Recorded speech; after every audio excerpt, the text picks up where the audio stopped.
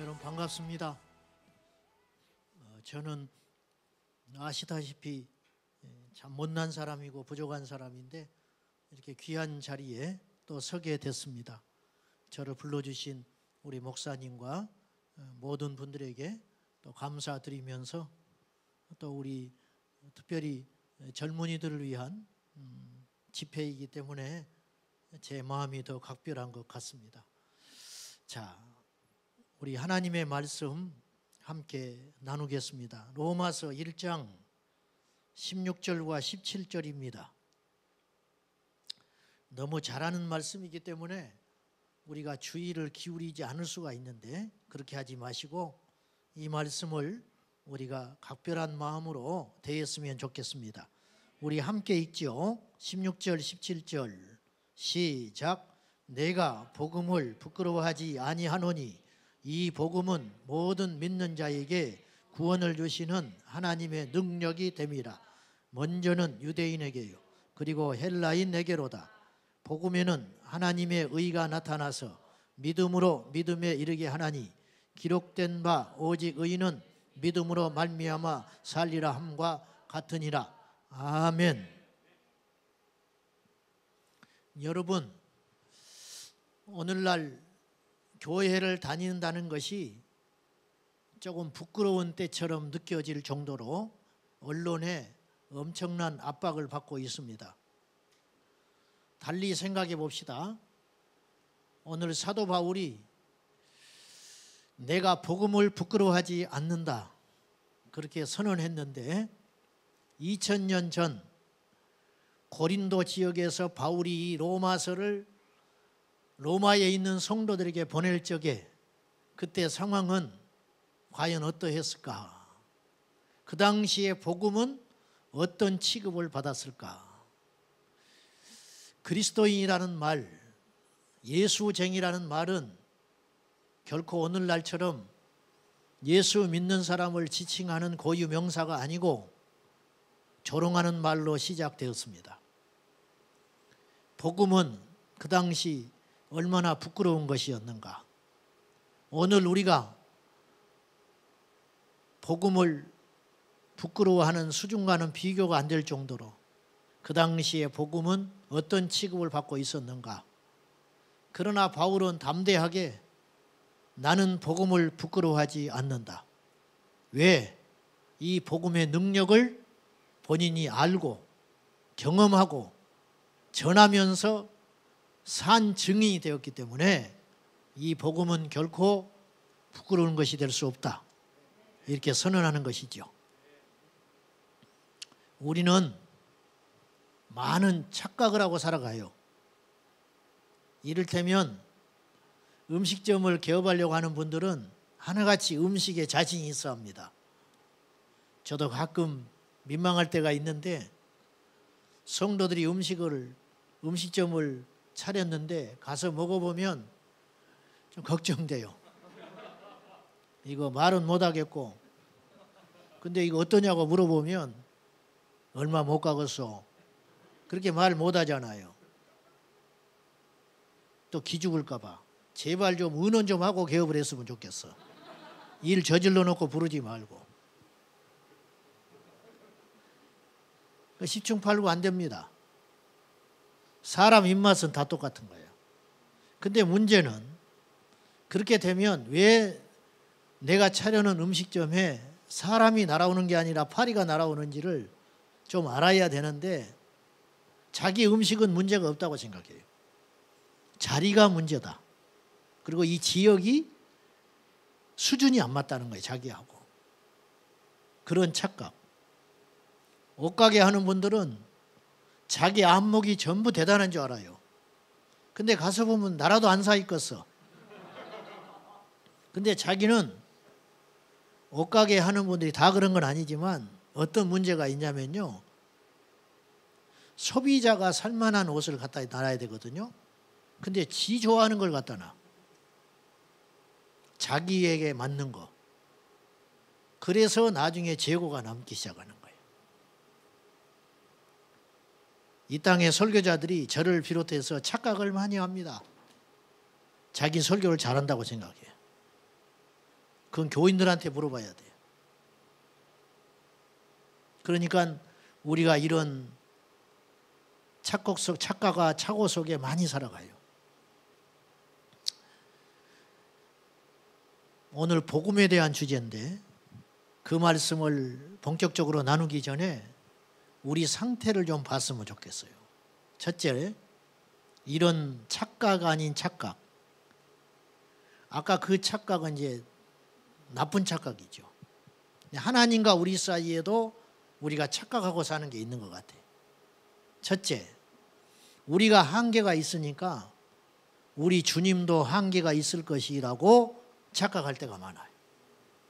물론 우리 이성 속에는 말씀을 읽고 말씀을 듣기 때문에 이론적으로는 그런 생각을 안 해요. 하나님이 전지전능하다고 다 이야기해요. 하나님 이거 못해. 그런 사람 한 사람도 못 봤어요. 다 하나님이 전능하시다고 그러고 예수 믿는 우리들은 하나님 살아계시다고 그래요. 근데 행동하는 걸 보면 하나님을 한계를 갖고 행하시는 자처럼 우리가 행동할 때가 많아요. 사실은 나사로가 죽어서 4일이 됐습니다. 근데 주님이 의도적으로 안 가셔요. 병들었다는 소식을 듣고 가셔야 되는데 지체하시고 안 가셔요. 그리고 나사로가 죽습니다. 가봤더니 죽은 지 나흘이 됐어요. 그때 마리아가 오신 주님을 맞이하면서 이렇게 이야기를 해요. 주님이 여기 계셨더라면 내 오라비가 죽지 않았을 것입니다. 그거 믿음이거든요. 그것도 믿음이야. 주님이 우리 오라버니가 죽기 전에 병을 투병하고 있을 때 주님이 제 시간에 오셨더라면 우리 오라버니는 반드시 살아났을 것입니다. 근데 죽어버렸어요. 그게 보통 믿음은 아니에요, 사실은.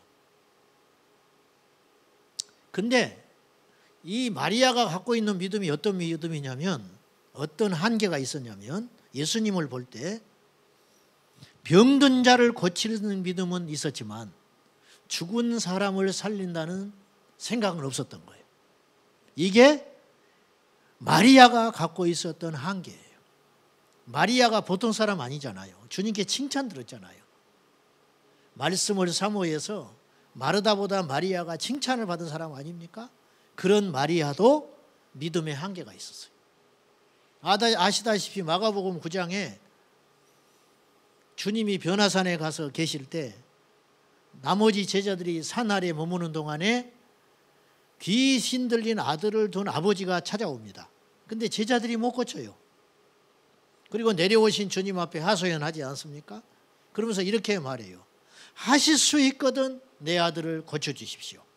그러자 주님께서 할 수 있거든이 무슨 말이냐? 믿는 자에게는 능치 못할 일이 없느니라. 그때 이 아버지가 갖고 있는 착각이 어떤 착각이냐면 이걸 할 수도 있고 못할 수도 있다는 거예요. 내 앞에 계신 예수 그리스도는 내 아들의 이 귀신 들린 이 문제를 해결하실 수도 있지만 못할 수도 있다. 근데 하면 얼마나 좋을까? 그래서 불가능해 보이지만 주님이라면 혹시 할 수 있을지 모르겠습니다. 내가 그 믿음을 가지고 왔는데, 반쪽짜리 믿음을 갖고 왔는데 하실 수 있거든 좀 고쳐주세요. 그러자 주님께서 단호하게 이렇게 이야기하세요. 아시는 대로 할 수 있거든이 무슨 말이냐? 믿는 자에게는 능치 못할 일이 없느니라.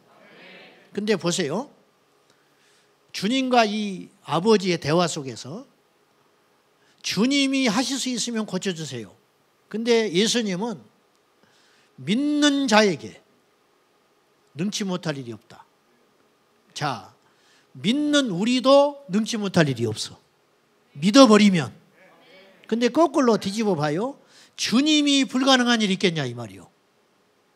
믿기만 해도 능력이 있는데, 믿기만 해도 능치 못할 일이 없다고 주님이 보장을 했는데, 믿음의 대상이신 하나님이 못할 일이 있겠냐?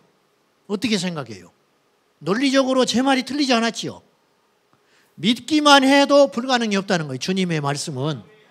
근데 믿는 주체이신 하나님께서 한계가 있겠냐? 한계가 있겠냐? 없다. 오늘 제가 이게 집회하기 전에 이제 여기서 우리 교회 오시는 가정들이 있어요. 그래서 이제 내가 온다고 했더니 어떻게 알고 이제 만났어. 잠깐. 아까 식사하고 잠깐 미팅을 했는데 아들이 같이 나왔어요. 중학교 학생 아가. 근데 얘가 사춘기야. 벌써 알아. 예, 교회에서도 내가 몇 번 봤지. 막 개 끌려오듯이 끌려오는 거야, 교회를. 그러니까 예배 시간에 그냥 나를 째려보고 앉아 있어요. 빨리 끝내라고. 근데 부모는 어떻게든지 이 대전 세종시에서 끌고 오는 거야. 어떤 말씀이라도 듣고 좀 깨지라고, 변하라고. 그 부모의 소원은 그거밖에 없어. 그래가지고 이제 이 게임, 이제 핸드폰, 요즘 애들이 다 그렇듯이 이제 많이 이제 하는 거야. 그러니까 이제 너무 안타깝고 그것 때문에 그 문제만 아니면 걱정이 없다는 거예요. 이 부부는. 그래서 마침 한번 만나려고 그랬는데 시간이 여의치 않고 주일날은 정신없이 내려가니까 오늘 마침 데리고 왔어요.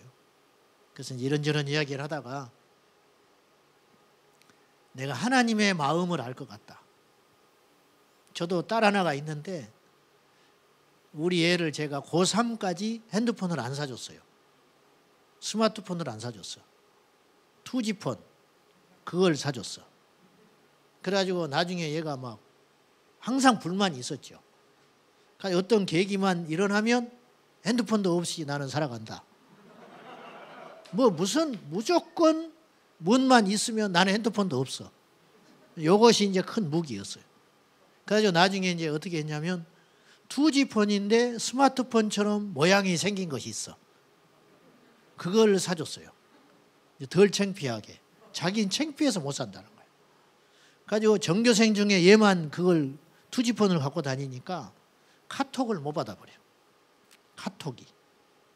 그래서 이제 그런 적이 있었는데, 그리고 이제 한 번씩 이제 터지는 거예요. 이 불만이. 핸드폰도 없어. 나는 남들이 다 있는 전교생에서 나 혼자 없다는 거예요. 모든 사건을 통해서 그걸 끌어내요. 이 친구는.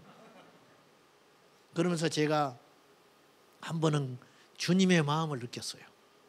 내가요, 아무리 무능한 목사요, 아버지지만 그 핸드폰 제 신으로 사줄 수 있습니다. 그렇잖아요? 아무리 해도 한 달에 10만 원만 투자해 주면 얘를 넉넉히 행복하게 해줄 수 있어. 근데 하루는 내가 가슴 아픈 일이 있었어요. 집에 왔더니 집안이 험악해. 왜 그런가 했더니 중학교 다닐 때 얘가 투지폰을 사주니까 핸드폰을 이 인터넷을 하고 싶으니까 친구한테, 친구가 새 걸로 바꾸면서 옛날 거 그걸 어떻게 얘가 꼬드겼는지 그걸 얻어온 거예요. 가지고 와이파이로 핸드폰을 하고 있었어. 며칠 동안 지 방에서. 근데 이제 들켰죠. 가지고 집안이 이제 험해졌나 봐. 엄마한테. 집에 갔더니 그 얘는 한쪽에서 울고 찌그러져 있고 엄마는 뭐 씩씩거리고 있고. 그래서 왜 그러냐 그랬더니 터져버렸다. 이거 들켰다는 거야. 며칠 동안 이럴 수가 있냐는 거야. 그때 제가 아비의 심정으로요, 가자. 왜 그러냐면 이걸 빌려오고 얻어오기 위해서 얘가 얼마나 그 친구한테 매달렸을까. 얼마나 이걸 하고 싶었을까. 내가 피가 거꾸로 섰더라고. 그래서 가자. 대리점으로. 제일 좋은 걸 사줄게. 그 소리가 여기까지 나왔어. 그 소리가 여기까지 나왔는데 예수의 이름으로 꾹 누르고 내가 돌아서서 외면을 했어요. 외면을 했어. 그때 내가 아버지의 마음을 알았어. 그때 내 심정은요, 10개라도 사주고 싶더라고. 그 친구들한테 왕따 아닌 왕따 같은 걸 당하면 너는 핸드폰도 없어. 카톡을 하면요, 얘가 못 받아버려. 혼자. 얘만 공지사항을 몰라.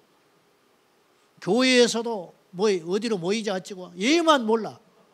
그러니까 저녁에 핸드폰으로 없으니까 저녁에 노트북으로 지 카톡으로 확인하는 거야. 저녁마다. 그걸 보면서 10개라도 사주고 싶어. 근데 사주면 안 돼. 대학 갈 때까지는 안 사준다고. 내가 마음을 먹었기 때문에. 얘는 사줬다 하면 그날로 공부 안 해버리려니까. 그래서 내가 그걸 누르면서 안 사주고 돌아서서 내가 하나님의 마음을 알았어. 하나님이 무기력한 분이 아니야. 하나님이 우리에게 모든 걸 줄 수 있어. 이 돌을 떡덩이로 만들 수 있는 분이에요. 그렇잖아요. 돌을 떡덩이로 얼마든지 말씀해요. 이 세상의 모든 권세를 우리에게 눈짓 하나로 줄 수 있는 분이에요. 근데 왜 안 주시는가? 우리의 유익함을 위해서. 주면 안 되는 거예요. 내가 그때 아버지의 마음을 알았어요. 우리가 착각을 해요. 우리 하나님을 우리가 제한하는 경우들이 너무 많아. 내가 못하니까 하나님도 이 일은 어렵지 않겠는가. 그런 생각을 할 때가 많아. 우리가 어려우면 주님께도 어려운 일이에요. 복음 전파가 어렵다. 부흥이 요새 누가 되냐? 누가 노방전도에서 요새 예수를 믿냐? 아예 못을 박아버리고 시작하는 거예요. 그리고 우리 행동과 믿음 속에 얼마나 큰 모순이 있냐면 보세요. 그렇게 어렵다면서 전도가. 전도지는 뭐하러 찍어? 응? 전도가 어려우면 전도지를 뭐하러 만드냐고. 부흥이 어렵다면 교회를 뭐하러 개척을 해? 전부 개척하지 말아야지. 교회에다 문 닫아야지. 부흥이 안 된다면서 신학교가 무슨 필요가 있어? 그렇잖아요. 그러니까 믿지 않고 그 짓을 하고 있는 거예요. 우리가. 어렵다고 하면서 그 길을 가고 있는 거야. 안 되는 거야. 안 된다고 믿지 말고 하나님을 제한하는 믿음을 갖지 말고 하나님의 한계를 풀어버리는 믿음을 가져야 된다. 여기서 좀 시작을 해보면 좋겠다는 거예요. 부흥이 안 된다는데 부흥회는 뭐하러 해? 이 땅에 젊은 애들 다 안 되고 요즘 애들 싹수 없다고 그러는데 킹덤 컨퍼런스는 뭐하러 하냐고. 우리가 믿음이 있는 거예요. 저는요 1000명이 모이든 5000명이 모이든 한 사람을 찾으러 다녀요. 한 사람만 뒤집어지면 된다. 한 사람을 위해서 나는 서는 것이지 모든 사람을 위해서 서지 않아. 하나님의 눈에 띄는 사람은 항상 한 사람이었어요. 아브라함, 모세, 요셉, 다윗, 욥, 한 사람, 노아. 모든 인류를 아는 듯 싶지만 하나님은 한 사람을 주목하는 거예요. 이번 킹덤 컨퍼런스를 하면서 우리 목사님께 이 비용이 얼마나 많이 들었습니까? 그때 여차여차 이야기를 하셨어요. 세상의 말로, 세상의 이치로 따지면 해야 할 이유가 하나도 없어요. 여기 앉아있는 이분들은 킹덤 컨퍼런스 안 해도 되는 분만 앉아있는 거야. 온라인, 전 세계에서 얼마나 누가 올지 모르지만 목사님도 그렇고 저도 기대하는 건 뭐냐면 저도 집회를 많이 주최도 해보고 해봤지만은요 강사는 편해요. 와서 극진한 대접을 받고 은혜 끼치고 가면 돼요. 그렇지만 주최하는 그 담당자는 얼마나 올지, 얼마나 접속을 할지, 어떤 효과가 있을지, 또 강사가 우리에 맞게, 코드가 잘 맞게 집회를 잘 해주셔야 되는데 또 기대하는 것과 맞지 않을 수도 있고 표현은 안 하지만 그럴 수 있거든요. 이제 이런 일들이 속에서 많은 기도를 하면서 준비를 해서 하신단 말이에요. 누구든지 간에. 그런 일들을 왜 하느냐? 저는 하나의 믿음이 있다고 봐요. 그건 뭐냐? 결국은 하나님이 쓰는 한 사람. 이 미천하고 부족한 종을 불신자의 집에 태어나서 아무것도 아닌 나를 부르사 목사로 만드셨다면 하나님께서 오늘 이 킹덤 컨퍼런스의 온라인 집회를 통해서 들어오는 모든 젊은이들에게 하나님께서 은혜 끼칠 자가 있을 것이고 예비할 자가 있을 것이고 준비한 자가 있을 것이다. 그 한 사람 찾기 운동, 그리고 그 한 사람이 뒤집어져서 변화만 된다면 이 컨퍼런스는 절대로 낭비가 아니다. 날마다 해도 된다. 계속 할 수도 있다. 왜? 그 뒤집어진 한 사람이 세상을 뒤집어 놓을 수 있으니까. 아마 이제 그 믿음을 가지고 우리 목사님이 이 외로운 길을 가고 있다. 나는 그렇게 봐요. 저도 그런 마음이고. 지금 코로나와 여러 가지 상황 속에서 한국교회가 복음을 전하기 어렵다. 그럼 묻겠습니다. 오늘 2000년 전에 바울이 내가 복음을 부끄러워하지 않았다고 했을 그 당시, 역설적으로 이건 그 당시 복음은 부끄러운 것이었다 이런 뜻이라고 했어요. 모든 사람이 복음을 부끄러워하고 그럴 때에 바울은 담대하게 나는 복음을 부끄러워하지 않는다. 모든 사람이 교회가 어렵다 할 때 지금 2000년 전보다 지금이 어려운가? 나는 그렇게 보지 않아요. 우리가 약해진 것이지 환경이 강해진 게 아니에요. 아무리 이 시대가 악해도 적이 커도 보세요. 잘 따져보세요. 적이 아무리 강해도 우리가 더 강해버리면 되는 거야. 6.25 동란이 날 때 지금부터 약 70여 년 전에 6.25가 터질 때 그때 당시 북한의 군사력과 지금 현재 북한의 군사력은 비교가 안 될 정도로 지금이 더 강해요. 그래 안 그래요? 근데 왜 지금 그들이 못 내려올까? 우리 국방력이 이 70년 전에 비교하지 않을 정도로 경제력과 군사력이 뒷받침이 되니까 북한이 못 내려오고 있는 거예요. 그래요 안 그래요? 적이 10배로 강해졌을 때 우리는 100배 강해진 거야 현재.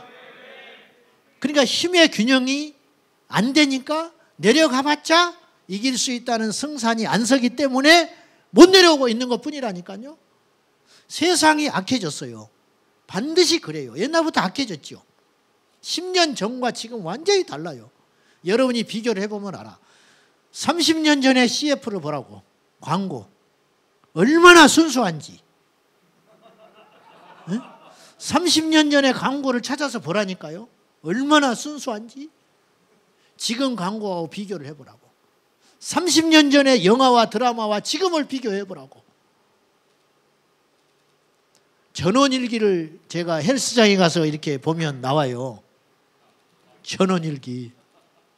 그 드라마를 지금 보면요. 누구도 안 봐요. 그런 자극적이지 않는 드라마를 누가 보겠어. 근데 그걸 보면 이렇게 순수한 때가 있었나. 그 말은 무슨 말이냐면 그때보다 지금이 훨씬 더 악이 거세어진 세상이 되었다. 그러면 우리가 균형을 맞춰서 세상을 압도하려면 그때에 비해서 오늘 우리는 더 강해져야 되는데 상대적으로 우리는 더 약해져 있는 것 아닌가.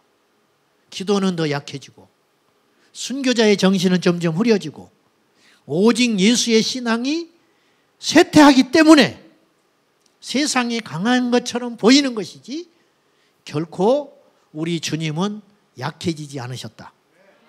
그렇잖아요. 노방전도가 안 된다고요? 그러면 노방전도를 해서 한 사람도 건질 수 없을까? 그렇지 않다니까. 복음의 전함이라고 아시죠? 고정민 장로님이 이제 저를 찾아와서 만났는데 이분이 제주도 463개 교회에 무료로 이 광고를 프랭카드로 붙였어요. 이분이 지금 갖고 있는 계획이면 이제 시작됐는데 2,000개 버스와 택시에게 복음 광고를 싣는 거야. 시작됐어요. 비용이 얼마나 듭니까? 20억이 든대. 20억. 그들이 싣고 싶어서 실어주는 게 아니에요. 돈을 주니까 실어주는 거예요. 대중버스가. 엄청난 발상의 전환이죠. 그러면 헛된 일처럼 보입니까? 그리고 이 시대에 이 코로나로 인하여 교회가 이렇게 언론에 집중 포화를 받고 비이성적인 집단처럼 취급을 받는 이 시대에 혹시 역효과는 안 일어날까요? 괜히 그렇게 해가지고? 그렇지 않아요. 그걸 통해서도 돌아올 자는 돌아와요.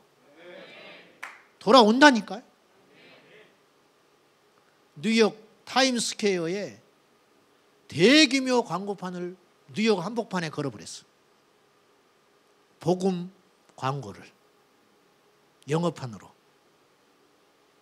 거기서 전도가 시작됐어. 우리는 거꾸로 가는 거야. IMF 때 더 투자를 해버린 기업이 있었어요. 무슨 말인지 알죠? 역으로 IMF 때 투자를 해버린 기업이 있었다니까. 그때 더 회사가 커져버린 그 기업도 있었어. 지금 위기인가? 위기라고 우리가 착각하고 있는가? 진짜 위기인가? 이걸 한번 따져보자. 우리에게만 위기지 하나님은 위기가 아니에요. 하나님이 위기라고 합니까? 하나님이 큰일 났다는 소리를 성경에 한 적이 있습니까?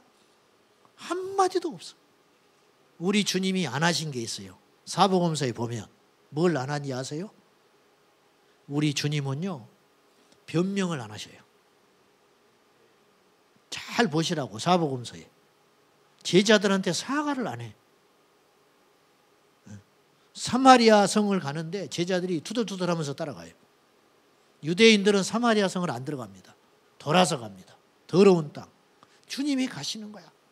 백주 대낮에 사마리아 여인을 만났어요. 여자조차도 놀래잖아요.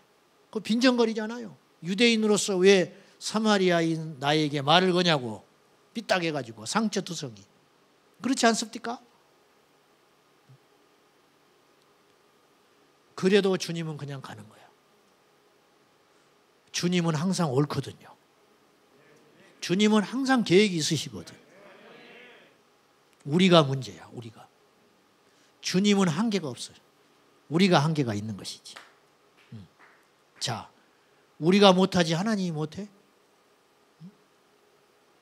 우리가 믿지 못해서 문제지 지금 하나님이 능치 못할 일이 있냐고요. 요거에서 시작하자 이 말이에요. 네? 이것에서.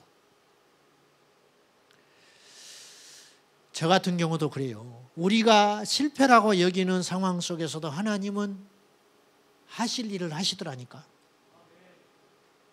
유독 저도 이제 설교자다 보니까 아무리 하나님 편에서 설교를 한다지만 인간이기 때문에 설교를 잘하고 싶은 욕구가 있어요. 이 땅의 모든 설교자는 그래요. 응? 이 땅의 모든 설교자는. 내일 모레 은퇴한 목사님이 계셔서 몇 년 전에 내가 찾아갔어요. 인사하러. 그때 그분이 책을 읽고 있더라고. 그 책 제목이 뭐냐면 목사님 설교가 달라졌어요. 그 책을 보고 있더라고. 그 유명한 책인데. 그래서 내가 웃으면서 목사님 다 끝났는데 그 책을 뭐하러 봅니까? 은퇴인데 이제 그 책 봐도 늦어요. 내가 전작 보지. 허허 웃더라고. 한 달도 안 넘은 그 목사님도 설교를 잘하고 싶은 거야. 목사님 설교가 달라졌어요. 그걸 보고 있더라니까. 모든 목사들은 메시지를 잘 전하고 싶어요. 거룩한 욕심이죠. 근데 알아요. 설교자는 벌써 피드백이 오기 때문에 이 말씀이 잘 전해지고 있구나. 이거는 어렵구나. 어찌 똑같이 준비를 하고 똑같이 기도를 했는데 왜 이러지? 왜 이러지? 막 그러면서 그 시간을 가는 경우가 있어요. 근데 저 같은 경우도 설교를 통해서 밥을 줘야 되는데 죽을 주는 경우가 있어. 성도들이 이빨이 너무 안 좋으니까 죽을 줘야 할 때가 있어. 그 유독 목소리가 커지는 날은 죽을 주고 있는 날이야. 설교가 잘 풀리면 그렇게 애를 쓰지 필요도 없어요. 힘을 쓸 필요도 없어. 안 되니까. 성령이 떠나니까 인간의 힘으로 막 뭘 하려고 막 억지를 해야 되거든요. 그럼 목도 쉬어버리고.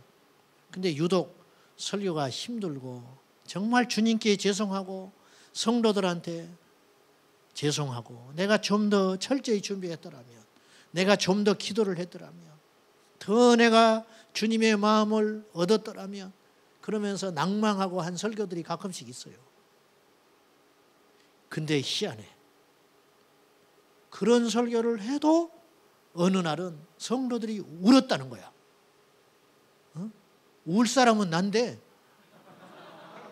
자기가 울었대. 자기들이 울었대.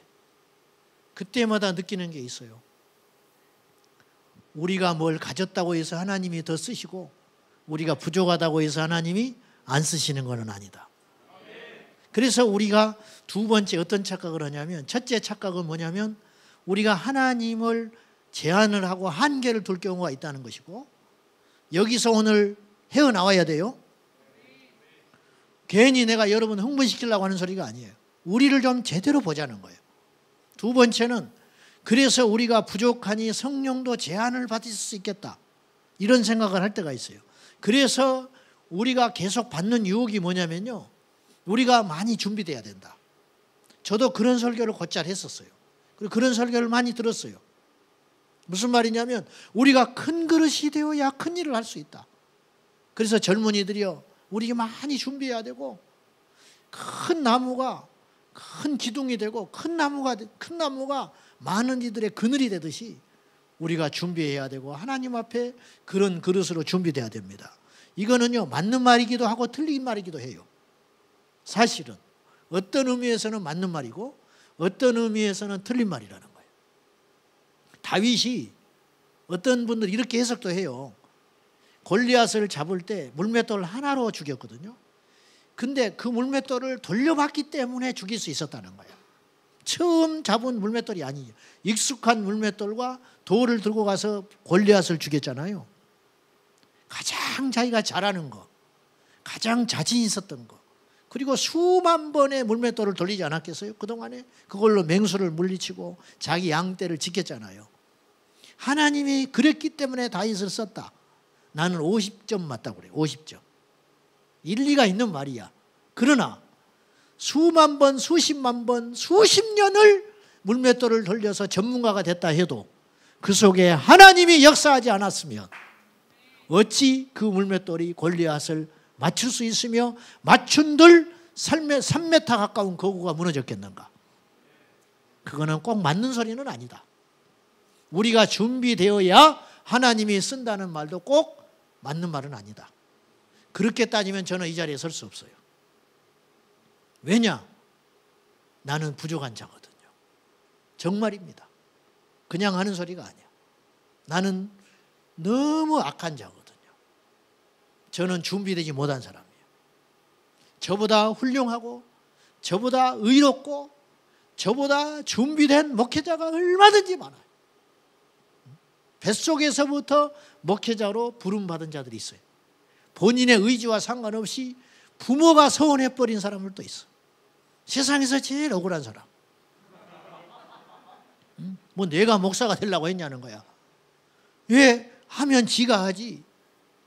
자식한테 그 무거운 짐을 맡겨가지고 그러냐고. 우리 학교 다닐 때 막 입이 이렇게 한바탕 나와가지고 다니는 애들이 많이 있었어요. 그러니까 우리가 꼭 준비해서 쓰는 건 아니다. 모세가 준비가 돼서 하나님께 쓰임 받았다? 80에 40이 더 준비되어 있었어. 물론 나이라든가 연료는 무시를 못하지만 이 모세는 40살 때 더 힘이 있었어요. 궁중에 있었고 젊었고 리더십도 있었고 육체적 힘도 가졌고 사람을 때려잡을 정도였으니까. 그리고 어쨌든 새를 불리려면 뭔가 하려면 그때 했어야 되는 거예요. 어쨌든. 근데 나이 80에 처가살이 40년, 양치기, 그리고 40년 동안 애굽의 궁궐에서 배웠던 모든 지식과 모든 걸 잃어버리고 말도 잘 못할 정도. 그럴 때 하나님이 쓰셨다? 준비는커녕 갖고 있는 것도 다 잃어버릴 당시에 하나님께서 모세를 들어 쓰셨다? 과연 뭘 준비했냐 이 말이에요. 무엇을? 거꾸로 생각하면 바울을 그때 쓰시면 안 되는 거예요. 근데 바울은 오히려 우리 젊은이들이 그렇게 원하는 스펙, 로마의 시민권, 그리고 그 당시 헬라의 철학들, 학문들, 그런 모든 배경들, 그리고 바리새파라고 하는 영적 어떤 하드웨어, 이런 것들을 갖고 있을 때 하나님께서 그를 부르사 복음의 도구로 쓴 게 아니고 오히려 그런 것들은 복음을 전하는데 방해가 되는 거예요. 그래서 바울은 빌립보서 3장에서 나는 이 모든 걸 배설물로 여긴다. 우리하고 완전히 거꾸로 생각하는 거예요.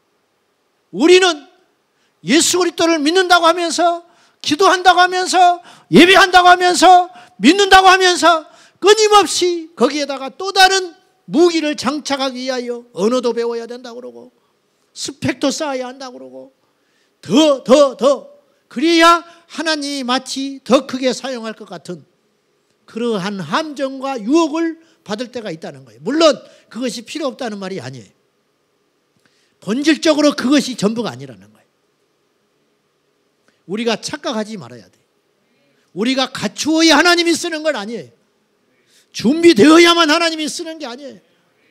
찍어서 써버리면 쓰는 거예요.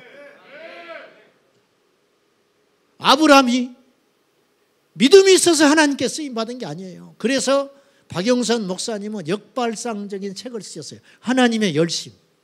나는 그 책을 수십 년 전에 읽고 너무 충격을 받았어요. 왜냐하면 그 당시 설교자들의 설교들이, 저도 그렇게 설교를 지금도 할 수밖에 없지만 천편일률적으로 어떤 설교를 했냐면 아브라함의 믿음을 보라, 아브라함의 순종을 봐라, 야곱의 그 열정을 봐라, 요셉의 그 순수함을 봐라, 막 그런 설교를 많이 했어요 우리가. 근데 박영선 목사님, 남포교회 박영선 목사님은 완전히 다른 시각에서 봐요. 아브라함이 뭐가 있냐는 거예요. 아무것도 아니다. 야곱 사기꾼이다. 요셉 어릴 적부터 경솔하기 짝이 없는 자다. 하나님의 열심이 강권에서 그들을 쓴 것뿐이지 뭐가 준비됐냐는 거야. 나는 너무 쇼킹한 충격을 받았어요. 그 책을 보고. 와, 하나님의 열심, 만군의 여호와의 열심이 이를 이루리라. 주님이 우리를 쓰는다는데, 주님이 우리를 쓴다는데 어떻게 할 거예요? 고린도전서 1장 26절과 29절에서 뭐라고 그랬냐면, 형제들아 너희를 부르심을 보라. 육체를 따라 지혜로운 자가 많지 아니하며 능한 자가 많지 아니하며 문벌 좋은 자가 많지 아니하도다. 그러나 하나님께서 세상에 미련한 것들을 택하사 지혜 있는 자들을 부끄럽게 하시려고 세상에 약한 것들을 택하사 강한 것들을 부끄럽게 하려 하시며, 하나님께서 세상에 천한 것들과 멸시받는 것들과 없는 것들을 택하사 있는 것들을 폐하려 하시나니, 이는 아무 육체도 하나님 앞에서 자랑하지 못하게 하려 하심이라. 우리가 잘나서 주님의 일을 한다면 다른 사람이 볼 적에 저건 잘났기 때문에, 저건 똑똑하기 때문에, 저건 가문이 좋기 때문에 하나님의 영광이 안 나타난다는 거예요. 그러나 주님은 약한 자를 들어서 강한 자를 부끄럽게 해버린다. 이해가 안 가는 거예요. 골리앗이 다윗을 이겼으면 누스 한 줄도 안 나와요. 성경에 기록될 필요도 없어요. 다윗이 골리앗을 이겼기 때문에 하나님이 살아계시는 거야. 바울은요, 말에는 절하다고 그랬어요. 바울을 욕하는 사람들이 있었어요. 비판하는 사람들이 글은 잘 쓰는데 말은 절하다. 말을 못한다는 건요, 복음 전하는데 치명적인 문제예요. 근데 바울이 복음을 전할 적에 사람들이 주께로 돌아옵니다. 바울이 말하잖아요. 우리 중에 지혜로운 자가 없다. 우리 중에 문벌 좋은 자도 없다. 우리 중에 강한 자도 없다. 근데 천하고 연약하고 미련한 우리들을 부르사 높은 자를 부끄럽게 하시고 강한 자를 부끄럽게 하시고 지혜로운 자를 패하게 하시지 않느냐. 하나님이 그 하나님이다. 하나님이 계속 드러나는 거예요. 계속 드러나. 제 이야기를 해서 죄송한데요, 저는요 흙수저에서 태어난 사람, 영적 흙수저. 영적으로도 흙수저고 육적으로도 흙수저야. 세상에 별별 일 없으면 예수라도 잘 믿든지 그렇게라도 해야 할 거 아니야. 어떻게 된 이 집안이 사촌도 예수 믿는 사람이 하나도 없어. 또 식구들은 얼마나 많이 낳았는지. 우리 할머니가 아버지 형제 6남매를 낳았어요. 우리 아버지가 7남매를 낳았어. 그 중에 막내. 우리 작은 집이 6남매를 낳았어. 우리 큰 집이 6남매를 떠났어. 길거리에서 지금 봐서 만나면 누군지도 몰라. 1년에 2차례 옛날에 명절 때 꼬박꼬박 모였으니까 큰 집에 가면 모이면요 밥을 못 먹어. 너무 많아서. 그래서 조를 짜서 먹어야 돼. 밥 먹을 때 밖에 마당에서 떨고 있다가 식사하고 나면 나가서 이렇게 돌아가면서. 그래서 또 성묘는 또 얼마나 부지런히 다니는지 아침에 떡국 한 그릇 먹고 나면 남자들은 쭉 줄 서가지고 한 30명이 가요. 그런 대식구였어. 근데 한 명도 예수 믿는 사람이 없어. 나는 그것도 기적이라고 생각해. 그 큰아버지, 작은아버지, 사촌, 그리고 조카 한 명도 예수 믿는 사람이 없어. 내가 처음 예수 믿었어. 내가. 지금은 이제 믿는 사람들이 조금씩 나타나기 시작하는데 그때만 해도 나 혼자 예수 믿었어. 가면 나를 놀려. 나를. 내가 예수 믿는 줄 알고. 한 번은 명절날 갔는데 사촌 형님이 나한테 너 총 하나 사줄까? 그래. 무슨 말이요? 그랬더니 그때 어떤 사건이 있었냐면 명절 때 신문에 큰 사건이 났어요. 어떤 목사가 총으로 사람을 쏴버렸어. 내가 목사 된다고 하니까 학창시절 때 그 총이 어떤 총이냐면 이분이 이북에서 내려올 때 총을 갖고 내려온 사람이야. 6.25 때, 1.4 때. 가지고 총을 갖고 보관하고 있다가 그걸 쏴서 죽여버렸어. 우리나라는 총기를 갖고 있을 수 없잖아. 그게요 대문짝하게 신문에 났어요. 너도 목사 될 놈이니까 총 하나 사줄까? 이렇게 놀림받았어. 그런 집안이었어. 제가 이렇게 설교도 하고 그러니까 뭐 그런지 알지만 저는요 중학교 때까지요 국어 시간에 책 읽으라고 하잖아요. 일어나서 어디서 어디까지 읽어봐, 몇 쪽 읽어봐 그거 시키거든 옛날에. 저는 떨려서 책을 못 읽었던 사람이야. 울렁증이 심해가지고. 그런데 내가 목사가 됐어. 나는 완전 영적인 박토, 흙에서 태어난 사람. 아무것도 없었어. 보통 없다고 해도 있더만 보면 따지고 뭐 있어요. 뭐 있고 막 그러더라고. 나는 진짜 없었어. 나는 결혼해서도 숟가락 하나도 나한테 해준 사람이 없었어. 숟가락 하나도 해준 적이 없어. 내가 양복 사서 우리 아버님 해 입히고 우리 형님들 양복 해 입혀서 결혼식에 참석시킨 사람이야. 내가. 방은 얻어주는 건 상상도 못해. 사택에서 살아 출발했어. 내가 그렇게 옛날에 가난했다, 고생했다, 뭐 그런 넋두리를 하려고 하는 게 아니에요. 나는 우리 주님이 그렇게 형편없고 부족하고, 그러니까 어릴 적부터 피해의식이 많고, 누가 이렇게 길 가다가 어깨라도 부딪히면 나는 못 견디는 사람이야. 무시하는가? 식당에 가서 나보다 늦게 온 사람이 먼저 밥을 먹었다. 응? 그럴 수 있잖아. 내가 먼저 주문했는데 저 사람이 먼저 늦게 왔는데 저기다 밥을 먼저 줬다. 나는 그냥 지나치는 사람이 아니었어. 그거 못 견뎌. 나는 정의롭기 때문에 그런 더러운 썩어 빠진 세상을 못 봐요. 왜냐? 못났으니까. 내 안에 열등감과 그 부족함과 피해의식과 그걸로 똘똘 뭉쳐져서 나는 그것이 의로운 줄 알았어. 나는 그것이 똑똑한 줄 알았어.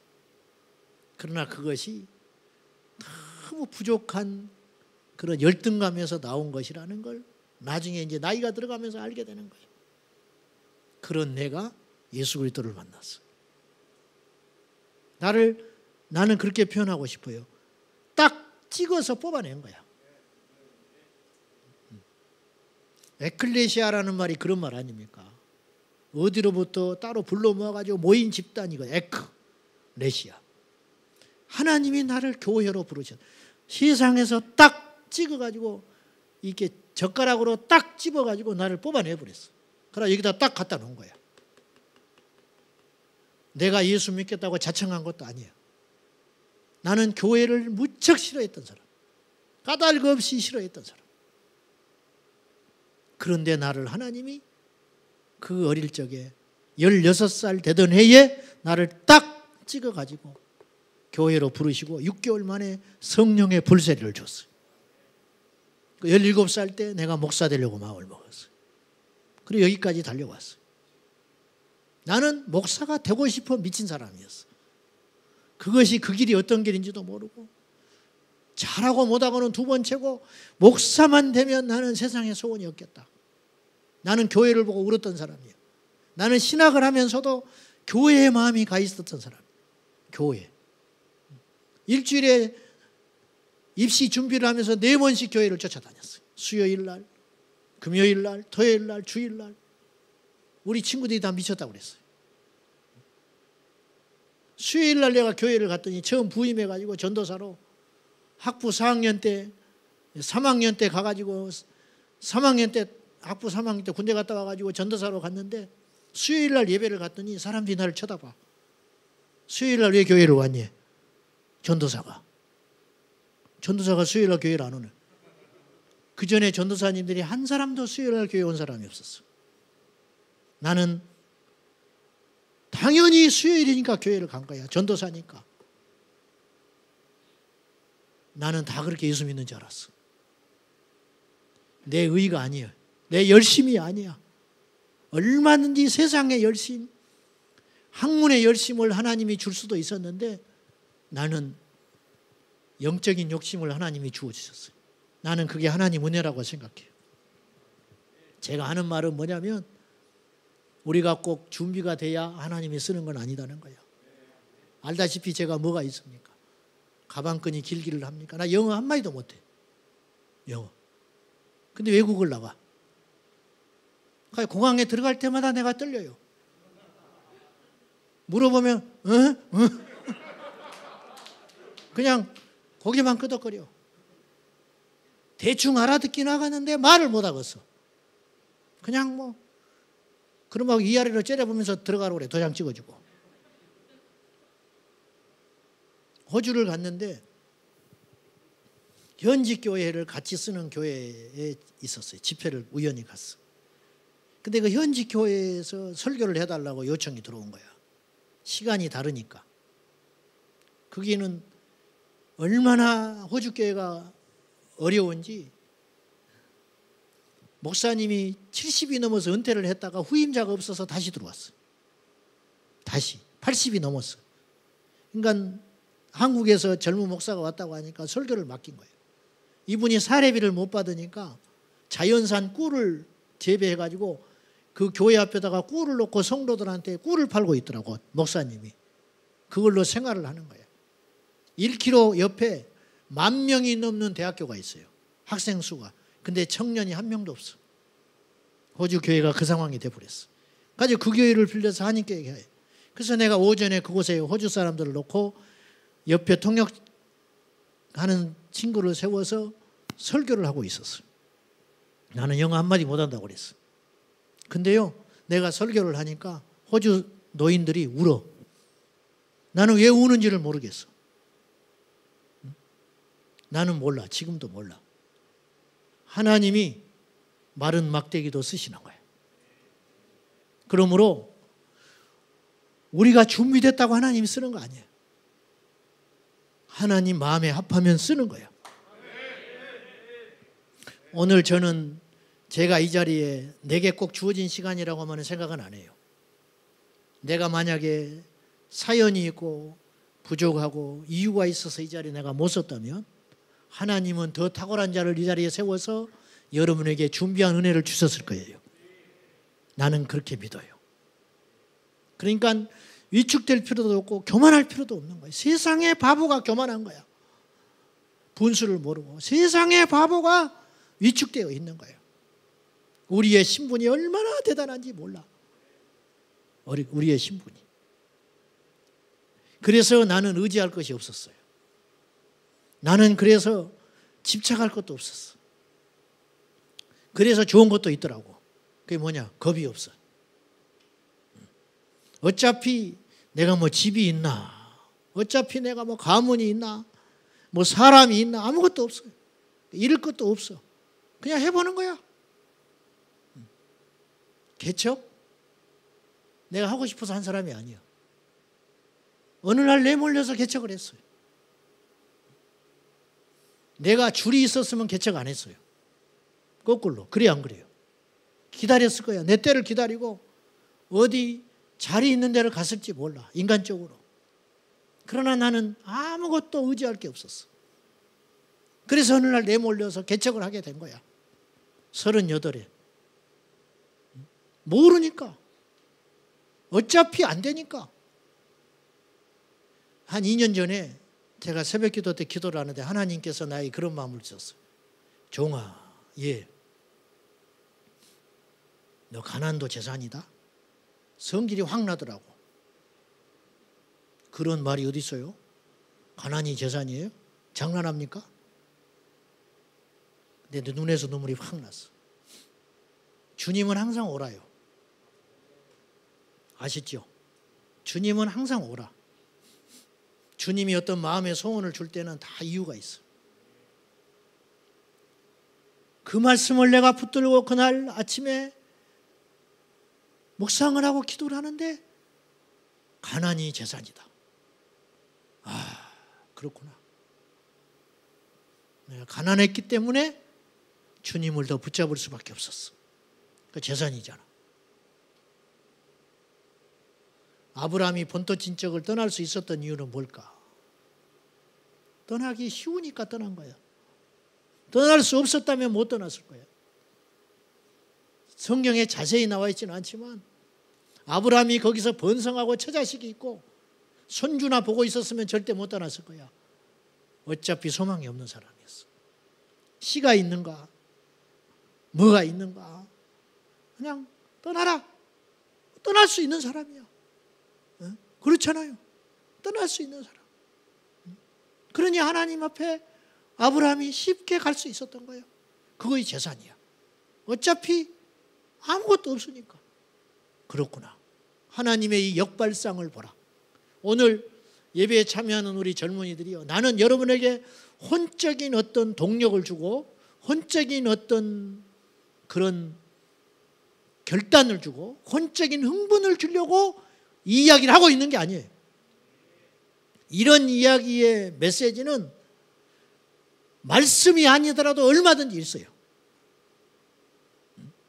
나의 자기 개발을 깨우쳐주는 책이나 강연들은 얼마든지 있다니까. 나는 그런 차원으로 이야기를 하는 게 아니에요. 하나님의 역사를 보라는 거예요. 하나님의 역사. 하나님이 어떤 분이냐를 우리가 이 피해의식에 찌들어가지고 나는 못해. 그냥 겨우 그런 식으로 접근을 하지 말고 하나님을 제한하지 말아라. 그리고 내가 뭐가 되어야 하나님이 쓴다는 말은 맞는 말이기도 하지만 꼭 맞지 않다. 하나님을 구하고 하나님을 바라고 하나님께 무릎을 꿇고 하나님께 애통하고 그 길을 가면 우리 인생은 결코 실패가 아니다. 유명하지 않아도 돼. 하나님이 화려하게 안 써도 돼. 우리 생애를 통하여 한 사람이라도 나를 통하여 예수 믿는 사람이 나올 수만 있다면. 한 달란트 받은 자가 왜 책망을 받았습니까? 한 달란트를 못 남겼기 때문에 그래요. 거꾸로 생각해 봅시다. 5달란트 받은 자가 5달란트를 남기는 것보다 한 달란트 받은 자가 한 달란트를 남기는 건 더 쉬운 일이에요.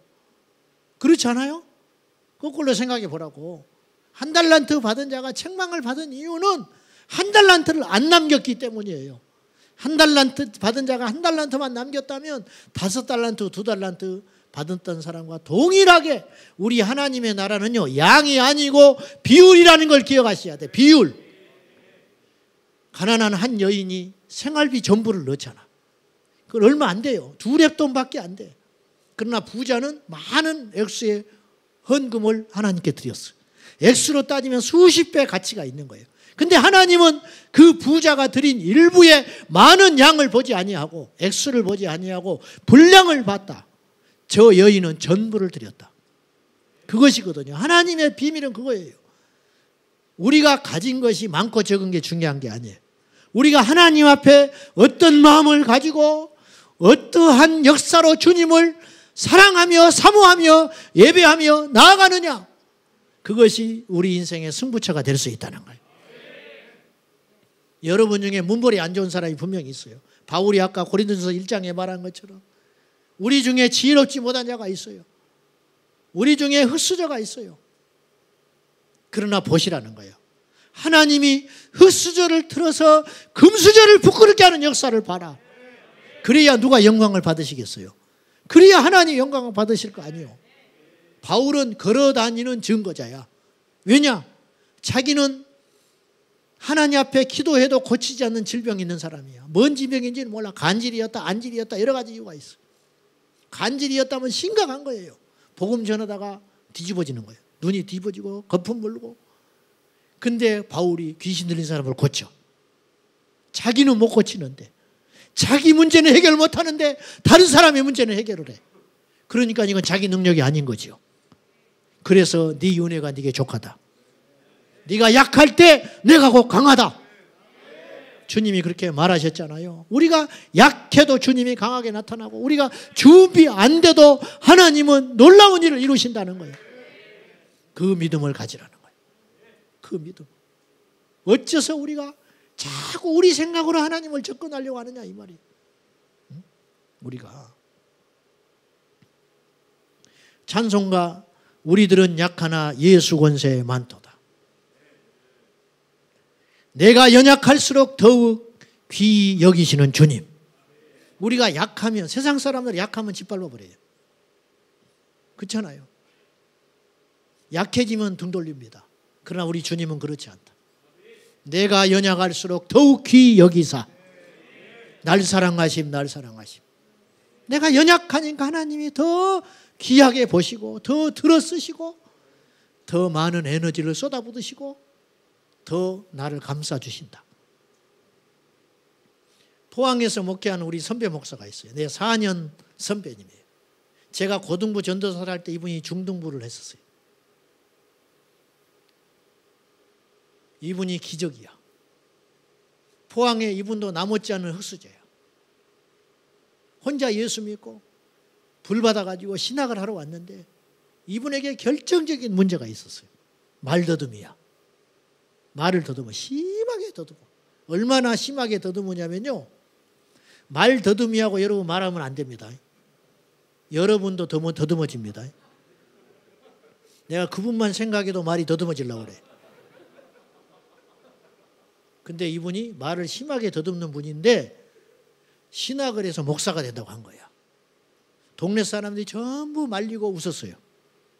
대한민국의 모든 사람이 목사를 해도 당신 너는 못한다. 야, 목사가 뭐하냐? 설교하는 사람 아니냐? 설교하는 사람이 말을 더듬으면 무슨 설교를 하겠냐?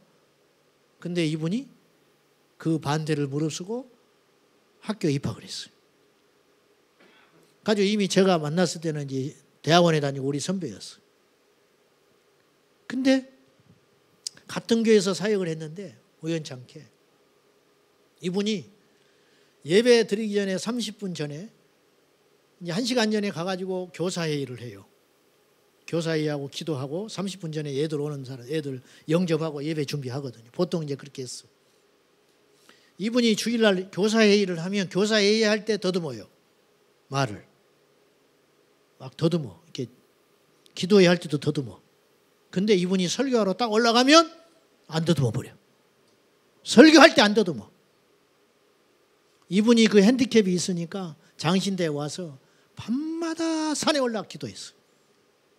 그 문제를 해결하기 위해서. 그러는 중에 이분이 능력을 받았어. 그래야 이분이 어린이 부흥사입니다. 어린이 부흥사. 방학이 되면 이 교회 저 교회 다니면서 부흥회 하느라고 어린이 부흥사. 그러니까 이분이 설교를 하면요, 우리도 따라가 봤는데 애들한테 설교를 하면 마귀에 대한 이야기를 해요. 이분이. 그러니까 마귀 그림을 가지고 이렇게 이야기하면요, 애들이 다 뛰쳐나와가지고 이 전도사님을 때려. 마귀인 줄 알고. 진짜 마귀인 줄 알고. 얼마나 그 설교에 몰입을 해버리는지. 그래가지고 불 꺼놓고 통성기도를 1시간씩 시켜버려. 주일학교 아이들을. 애들이 방언을 받아. 애들이 뒤집어져 버려. 어른도 동성기도 1시간 하기 어려워요. 애들을 회개하게 만들고 십자가를 만나게 하고 동성기도를 시키면 애들이 방언받고 불받고 은혜받고 뒤집어져가지고 걔들이 환상이 열려가지고 부모를 전도해버려요. 나는 그걸 봤어. 선생님들이 꼼짝 못해. 왜냐? 저 전도사님은 하나님이 함께하는 사람이야. 뭘 통해서 하느냐? 설교할 때만 말을 안 더듬어. 설교 끝나면 또 더듬어. 뭐 여지 없어요. 뭐 일상 속에서 계속 더듬어요. 우리하고 만나서 이야기할 때도. 설교만은 딱 하러 올라가면 다른 사람이 돼버리는 거예요. 그건 결국은 누가 역사하는 거예요? 하나님이 함께하는 거야. 스피치 교정하려고 말 더듬는 거 해결해 보려고 학원 다니고 그럴 필요 없어요. 하나님이 하시면 된다니까. 내가 아까 우리 황 목사님하고 식사 끝나고 잠깐 이용도 목사님 이야기를 했지만은 감리교회 부흥사였던 이용도 목사님, 이분이 옛날에 일제시대에 삼천리 방방곳곳을, 이분이 1900년에 태어나가지고 33년에 돌아가신 분, 예수님의 생애와 같이 33살에 돌아가셨어요. 대한민국 그 일제치하에 삼천리 방방곳곳을 부흥의 도가니로 몰아넣었던 귀한 종인데, 옛날에 대중매체가 있습니까? 교통인기를 합니까? 근데 이용도 그러면 모르는 분이 없어. 예수 믿는 사람 중. 대부흥사. 하루에 3번씩 5일간 집회를 해요. 설교 시간은 제한이 없어요. 8시간도 설교를 한 적이 있어요. 기록에. 왜? 성령에 사로잡혀서 설교를 하니까. 이분이 폐병을 앓았기 때문에 설교를 하다가 목소리가 다 쉬어버리고 목소리가 안 나와. 하면서 소리 내면서. 옛날에 마이크 없었잖아요. 맨소리로만. 성전이 미어터져요. 한 번은 성전 밑바닥이 무너져 버린 적도 있었어요. 사람들이 너무 많이 와가지고. 그런데 이분이 설교를 하다가 목소리가 안 나와. 목이 쉬어가지고. 그러니까 손수건을 두고 흔들었대. 예수는 전해야 되는데 목소리가 안 나오니까 이분이 손수건을 들고 흔들었다는 거야. 근데 사람들이 그 흔드는 손수건을 통하여 뒤집어져 버리는 거예요. 주님은 능치 못할 일이 없어요. 주님은. 하나님은 우리에게 제한받지 않아요. 복음은 절대로 이 시대에 제한받지 않아요. 오늘의 제목이 복음은 영원하다예요. 우리는 없어지지만 복음은 영원 남아요. 우리는 사라질지 모르나 우리가 전한 복음은 남아요. 무슨 말인지 아십니까? 그럴 거 아니요. 그럴 거 아니요. 그 믿음이 있잖아, 우리가. 우리는 실수해도 복음은 실수하지 않잖아. 우리는 변해도 복음은 변하지 않잖아. 변한다면 그건 복음이 아니죠. 진리가 아니지. 그렇지 않습니까? 응? 북한에도 예수 믿는 사람이 있어요. 북한에서 어떻게 이치적으로 예수를 믿겠어요? 통계도 안 잡히는 예수 믿는 사람이 있어요. 사도행전에 보면요, 헤로드 왕 연설하다가 아부하니까 자기가 하나님께 영광을 돌리지 않아지고 축 맞아서 즉사해버린 이야기가 사도행전 13장에 나와요. 헤로드 왕의 이야기. 근데 놀라지 마시오. 사도행전 13장, 12장에 그렇게 죽는데 13장에 넘어가면 안디옥 교회가 탄생을 했는데 핍박을 피해서 간 자들이 안디옥에 교회를 세워가지고 이방인 선교의 첫 교두보가 되잖아요. 그런데 사도행전 13장에 보면은 안디옥 교회 성도 중에 누가 있었냐면 헤롯 왕의 젖동생 마나엔이 있었어. 미나엔. 그 흉포하고 악한 왕 야고보를 죽였고 베드로도 죽이려고 감옥에 넣었다가 하나님이 살려줬잖아요. 그런 반예수적인 인물, 반교회적인 인물, 헤롯의 여동생이 예수를 믿어가지고 안디옥 교회의 충성스러운 일꾼으로 서 있었어요. 이걸 어떻게 해석할 거예요? 성경에 기록된 것만 그 정도야. 그러니까 기록되지 않은 어마어마한 역사와 기적과 이해할 수 없는 일들이. 그래서 세상은 복음을 이기지를 못한 거예요. 그래서 300년 만에 로마가 무릎을 꿇어버린 거예요. 의로워서 그런 게 아니에요. 전략이 있어서 그런 게 아니에요. 그냥 복음을 전했는데 그 복음이 생명폭탄이 돼가지고 로마를 뒤집어버리고 세상을 뒤집어버린 거예요. 여러분, 우리가 약하니까 주님이 못하실 일 있을 것 같아요? 그럼 우리가 준비되면 하나님이 더 큰일 하겠네? 그렇지 않아요. 이 땅에 한국 초기 교회가 준비가 됐었습니까? 신학교도 있기 전에 이미 예수 그리스도의 복음이 전해져 가지고 믿는 자들이 나타났어요. 박충건이라는 사람은 대동강변에 토마스 선교사님이 성경책을 전하면서 마지막 목 내밀고 죽을 적에 책을 주고 죽었어.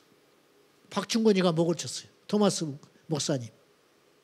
그 성경책을 거절하지 못하고 가지고 집에 돌아왔는데 이 사람이 잠이 안 와. 이 포졸 박충건이 여러 사람을 못 뺐어요. 서양 사람들을. 근데 반항하고 죽고 그랬는데 이 서양 선교사, 이 젊은 토마스 선교사라는 이 사람은 누군지도 몰랐겠지. 그 당시에는. 이 사람은 자기를 쳐다보면서 예수 믿으시오. 그리고 이 책을 읽으시오. 그리고 목을 내밀어서 평안하게 죽었는데 도대체 이게 무슨 일이냐. 그리고 그 책을 읽고 예수 믿고 우리나라 최초 영수 장로님이 됐어. 박충건이. 주님은 이런 일을 하시는 거야. 누가 예수 믿어라 해서 믿은 게 아니에요. 교회를 보고 믿은 게 아니에요. 믿는 자들을 감동받아서 믿는 사람도 아니야. 죽은 순교자를 보고 예수 믿은 사람.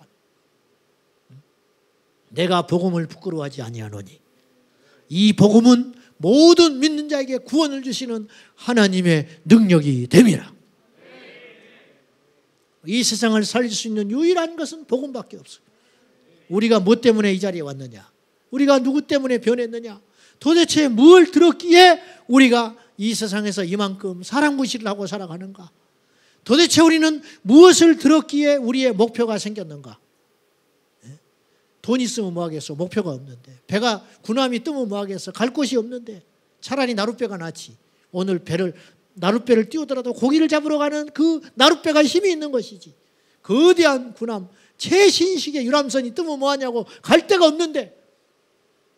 갈 데가 없는 거예요. 그래서 이 시대 부자면 뭐 하냐고. 많이 배우면 뭐 하냐고. 비전이 없는데.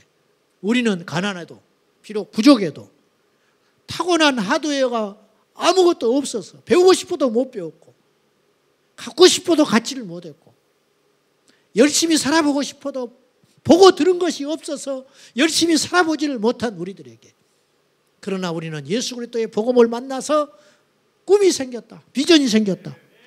새로운 것이 무엇인지 알게 되었다. 적어도 그것이 얼마나 큰 복인지 아냐 이 말이에요. 이 시간 이후로 저와 여러분은 절대 피해의식에 젖어 살면 안 돼요. 하나님이 나를 위하시면 누가 나를 대적하겠냐. 하나님이 나를 사랑한다는데 누가 나를 버리겠는가. 우리가 비록 친구한테 버림받고 부모에게 버림받고 세상에게 버림받았다 할지라도 상관없다. 요셉이 버림받았어요. 철저히 버림받았어요. 형제들에게도 버림받았어요.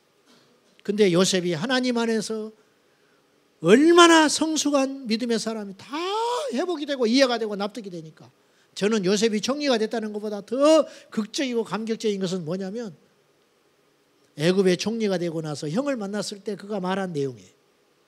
나를 팔았으므로 근심하지 마소서. 이제 이들의 생명이 요셉에게 달린 거야. 죽여버려도 상관없어. 죽어도 죄가 아니야. 요셉은 그 정도 힘이 가진 사람 아니에요.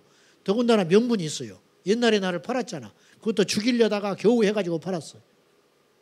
이럴 수는 없는 거야, 형제가. 그런데 아무리 배가 다르다고 하지만 이해할 수 없는 일이에요. 근데 요셉은 이렇게 말해요. 나를 팔았으므로 근심하지 마소서. 하나님께서 우리를 살리려고 나를 먼저 보내셨나이다. 하나님의 뜻으로 보니까 다 해석이 되는 거야.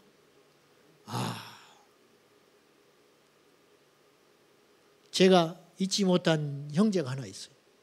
그건 내 후배이기도 하고 조카이기도 하는 정도의 수준이에요. 나이가. 우리 시골교회 제가 군생활하면서 내려갔을 때 거기서 사역을 했는데 얘는 집안이 하루아침에 망한 친구였어요. 제법 시골에서 잘 사는 살림의 친구였어요.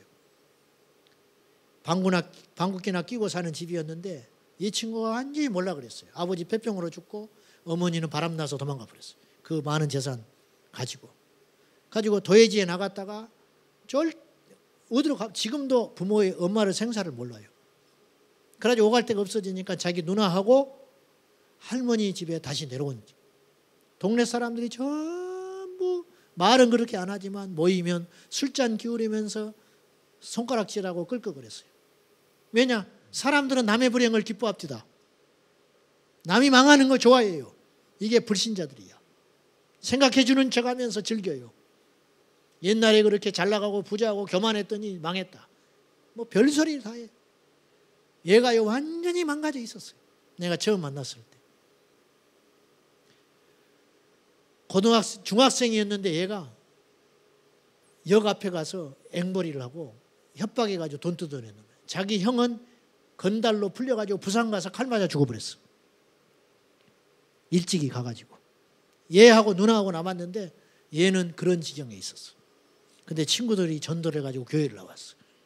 완전히 시커매가지고 얘는 건들면 누구를 찔러 죽일 만큼의 분노가 타오르는 애였어. 교회에 와서도 제일 뒤에 앉아가지고 이러고 있어. 계속 복음을 전했어. 몇 달 지나니까 고개를 들더라고. 몇 달 지나니까 손을 풀어. 몇 달 지나니까 앞에 와서 울고 있더라고. 1년이 지났을 때 어느 날 수련회 갔을 때 얘가 뒤집어져 버렸어. 그리고 내가 나와서 간증을 내가 시켰더니 얘가 이렇게 말했어요. 나는 우리 어머니를 만나면 죽이려고 하는 사람. 고등학교 1학년짜리 그렇게 이야기했어. 나는 어머니를 이해할 수 없다. 그렇잖아. 나가버려서 안 들어오니까. 재산 다 챙겨가지고. 나는 신을 부정했던 사람이야. 그런데 나는 오늘에서 알았다는 거야. 나에게 이런 불행이 없었다면 그는 고등학교 1학년짜리가 하는 말이 아니에요. 내가 볼 때. 하나님이 나를 구원하시려고 여기까지 인도했다는 거예요. 걔가요. 뒤늦게 예수가 들어갔어. 완전히 온유하고 겸손한 이가 됐어요. 혈기가 없어져 버렸어요. 그리고 얘가 뒤늦게 정신을 차려가지고 그 당시 실업고등학교를 갔어요. 공부를 안 해가지고. 거기서 공부를 하기 시작했어. 내신이 좋아져 버려. 그리고 전주대학교를 갔어. 근데 전주대학교를 마치더니 얘가 편입을 해가지고 경인교대를 갔어. 지금 의정부에서 교편 생활합니다. 교사 선교회 출신이야. 경인대학교 교사 선교회. 부부가 얼마나 열심히 복음을 전하고 있는지 몰라. 복음은 인생을 바꾸는 능력이 있어요. 나는 그 친구가 교사 됐다는 걸 말하려는 게 아니다니까요. 복음이 사람을 온전케 만들더라. 이거예요. 이걸 말하는 거예요. 복음은 영원한 것이에요. 복음은 없어지지 않아요. 우리는 약하나 복음은 강해요. 우리는 한계가 있지만 복음은 한계가 없어요. 우리는 죽으나 복음은 사라지지 않아요. 우리는 멤버가 교체됩니다. 저도 언젠가는 물러날 때가 있는 거예요. 언제든지. 400m 계주 중에 나는 두 번째 주자인지 세 번째 주자인지 몰라요. 그 다음 주자가 또 있어. 나는 아낌없이 내줄 거야.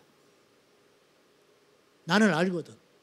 나는 얼마나 아무것도 아닌 걸 알기 때문에 그냥 주님이 주신 시간 안에서 주님이 부어주신 것을 나누고 그냥 누리고 있는 것뿐이야. 그리고 놓는 거야. 어느 날. 하나님이 어느 날 또 누군가를 들어 쓰시는 날이 올 거야. 하나밖에 없는 인생이죠, 우리가. 다시 말하지만 우리가 부족하고 우리가 연약하다고 해서 하나님이 못하실 일이라고 생각하지 말아라. 하나님은 영원하셔요. 교회도 영원해요. 그리고 교회를 통해서 복음도 영원해집니다. 한국교회 없어질 것 같습니까? 하나님이 연단하시는 것뿐이야. 흔드는 것뿐이야. 구조조정하시는 거야. 없어지지 않아. 기업이 구조조정을 당한다고 해서 이 나라의 기업이 다 없어집니까? 이 나라의 어떤 음식점에서 무슨 문제가 생겼다고 이 나라 음식점이 다 없어집니까? 안 그래요. 없어지지 않아요. 우리는 비록 쇠퇴하고 없어질지 모르나 하나님은 또 다른 뭔가를 통해서 일하고 계셔요. 분명히 그래요. 시편 19편 1절에서 4절에 보면 하늘이 우리가 전하지 않으면 하나님은 자연을 통해서도 전하신다니까요. 우리가 전도 안 하면 이 땅의 교회가 안 될 것 같아요? 그렇지 않아요. 우리가 전하지 않으면 하나님이 나귀를 통해서도 전해요. 시편 19편 1절에서 4절 보면 하늘이 하나님의 영광을 선포하고 궁창이 그의 손으로 하신 일을 나타내는도다. 날은 날에게 말하고 밤은 밤에게 지식을 전하니 언어도 없고 말씀도 없으며 들리는 소리도 없으나 그의 소리가 온 땅에 통하고 그의 말씀이 세상 끝까지 이르도다. 하나님이 해를 위하여 하늘의 장막을 베푸셨도다. 인간을 통해서 주님이 증거돼야 되는데 어리석고 강팍한 인간이 하나님을 전하질 않아요. 그럼 하나님이 손 놓고 있으신가? 그렇지 않다. 인간이 잠잠하니까 하늘이 하나님의 영광을 선포하더라. 창공, 궁창이 하나님의 솜씨를 전한다. 자연이 이 소식을 전하는데 자연은 언어가 없잖아요. 말이 없잖아요. 근데 자연은 기가 막히게 자신의 모습을 통하여 하나님의 창조 솜씨와 창조 섭리를 지금도 나타내고 있더라. 우리가 외치지 않아도 돼. 주님이 하셔. 모르드게가 그 믿음이 있었어요. 궁중에 있는 에스더에게 세상 물정 모르니까 너 잠잠히 있으려면 있어. 너 지금 궁중에 너 혼자 있으니까 안전할 걸로 착하고 세상 돌아가는 반세를 모르는 것 같은데 네가 왕비가 된 것이 이때를 위함이야. 네가 잠잠히 있으면 여호와께서는 다른 일을 통해서라도 우리를 구원하시거니와 너는 망해. 우리가 잠잠하니까 하나님이 자연 피조 세계를 통해서 전파한다는 거예요. 이슬람 선교권에서는요 하나님의 직접 선교라는 단어를 써요. 그게 뭐냐면 하나님이 직접 선교하더라는 거예요. 간증들이요 지금 막혀서 북한 지하교회 간증이 막혀서 그렇지 통일되고 나면 어마어마한 간증들이 쏟아질 거라고 나는 봐요. 암 낫는 건 아무것도 아니야. 죽은 자 살아나는 아무것도 아니야. 두고 보시라고. 지금 묻혀 있어서 그래요. 발굴되기 시작하면 어마어마한 간증들이 쏟아날 거예요.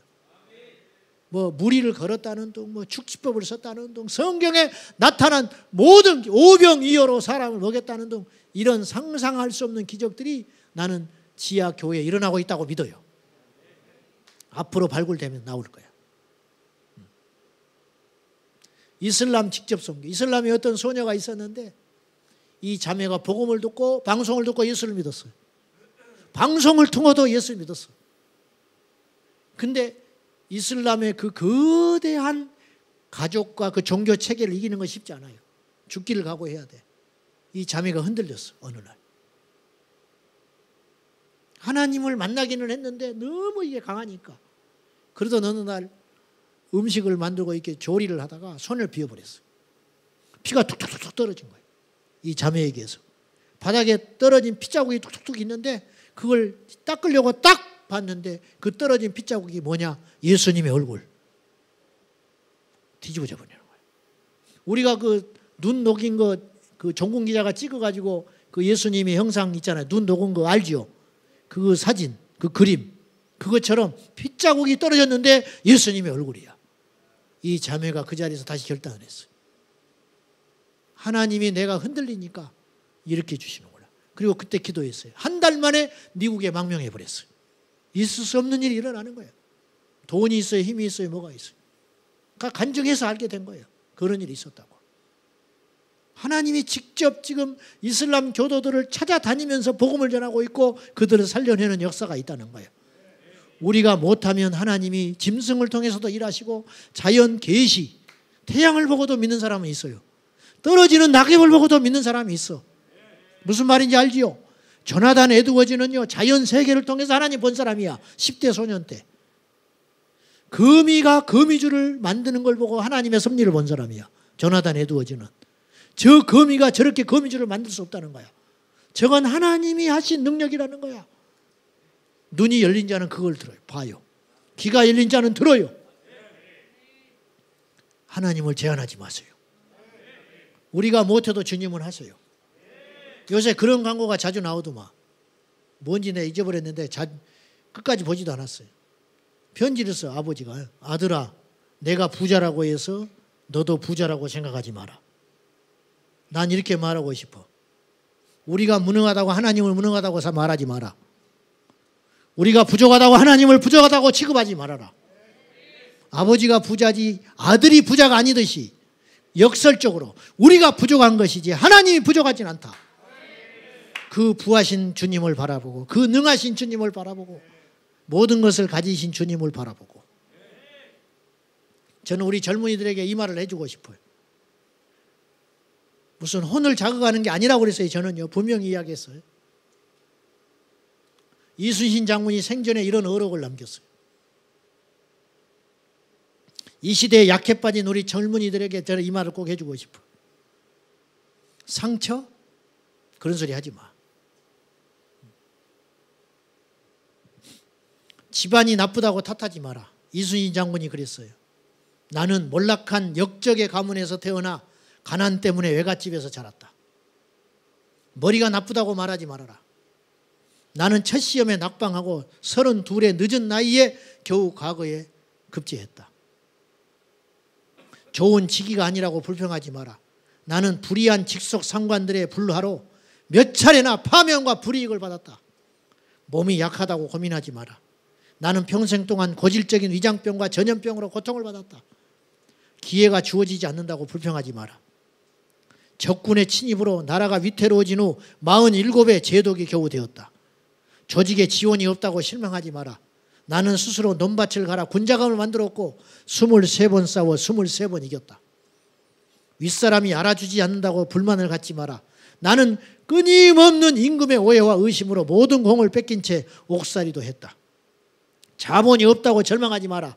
나는 빈손으로 돌아온 전쟁터에서 12척의 낡은 배로 133척의 적을 막았다. 옳지 못한 방법으로 가족을 사랑한다고 말하지 마라. 나는 20살의 아들을 적의 칼날에 잃었고 또 다른 아들들과 함께 전쟁터로 나섰다. 죽음이 두렵다고 말하지 마라. 나는 적들이 물러가는 마지막 전투에서 스스로 죽음을 택했다. 삼포세대라고 하지요. 결혼 포기, 아기 낳는 출산 포기, 내 집 마련 포기, 3포, 4포, 5포 시대에 살고 있다고 그래요. 뭘 더 얼마나 가져야 되는데. 예수 그리스도면 충분해. 내 손에 든 것이 무엇이냐? 주님이 물어요. 내 손에 든 것이 무엇이냐? 내 손에 든 것이 있습니다. 복음. 내 손에 든 것이 있습니다. 예수 그리스도. 말씀이 너무 길어지는데 조금만 더 할게요. 언제 올지 모르니까. 두 가지만 결론적으로 명심해 봅시다. 복음의 측면에서. 제가 이제 지금까지 말씀드린 내용은 뭐냐면 우리가 어떤 존재인지를 좀 알자는 거예요. 우리의 상태를 좀 알면 좋겠다. 그래서 결론적으로 첫째, 우리는 누구냐? 우리는 복음을 위하여 복음의 전파를 위해서 부름받은 존재라는 걸 기억하셔야 돼요. 신학을 다 할 필요는 없어요. 선교사가 다 될 필요는 없어요. 그러나 우리는 무엇을 하든지 어디서 무엇을 하든지 복음을 위해서 부름받은 존재라는 걸 기억하셔야 돼요. 거창하지 않아도 된다니까요. 베드로는 고기 잡는 인생이었어요. 그러나 그는 나중에 깨달았어요. 나는 고기 잡으라고 하나님께서 보낸 존재가 아니고 사람을 잡으라고 사람을 낚으라고 보낸 존재라는 걸 알게 된 거예요.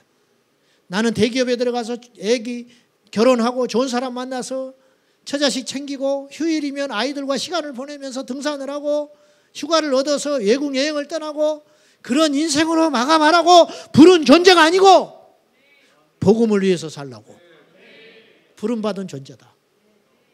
옥에 가도 복음을 전하고 유학을 가도 복음을 전하고 외국을 가도 복음을 전하고 무엇을 하든지 간에 나는 복음을 위해서 부름받은 존재라는 거. 이거 잊어서는 안 된다는 거예요. 공수부대에게 특수부대에게 옷이 세 복이 있대요. 세 종류의 옷. 근데 그 어떤 옷을 입냐에 따라서 사람이 달라진대요. 평소에 입는 평상복이 있어요. 아무것도 아니야. 그거 입고 다녀봤자. 두 번째는 정복이 있어. 파란 정복. 근데 이들이 입는 특별한 옷이 있어요. 깨구리복, 빨간 깨구리복. 그걸 입으면 눈동자가 달라져 버려. 왜냐? 그걸 딱 입는 순간 나는 공수부대야. 나는 깡이 생겨. 나는 맞으면 안 돼. 죽어도 맞으면 안 돼. 내가 체격이 작다고? 내가 나이가 어쩌다고? 상관없어. 나는 공수부대야. 요게 생긴다는 거야. 이 굉장히 중요한 이야기야. 예비군 아직 여러분 몰라서 그렇지. 예비군 복을 입는 순간 미친 개가 됩니다. 틀림없어. 뭐 대학 교수 나도 봤는데 전도사들도 우리 학교 다닐 때 대학 다닐 때 이제 그 같이 예비군 훈련을 받아요. 그때 학생들이니까 예비역들. 전도사들도 개가 돼버려.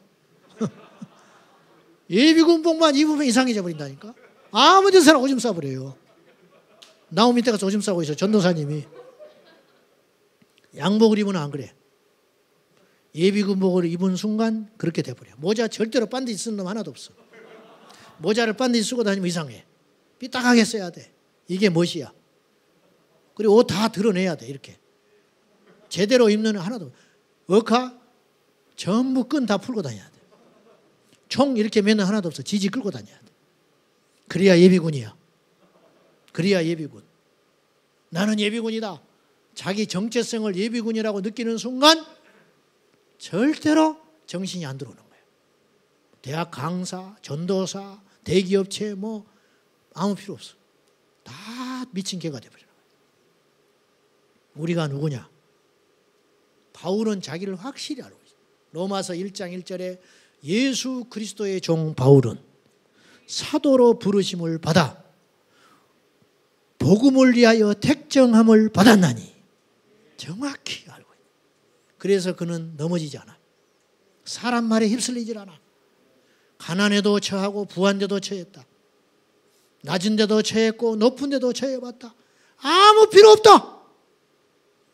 오직 그리스도만 있으면 되는데 내게 능력 주시는 자 안에서 나는 모든 것을 할 수 있느니라.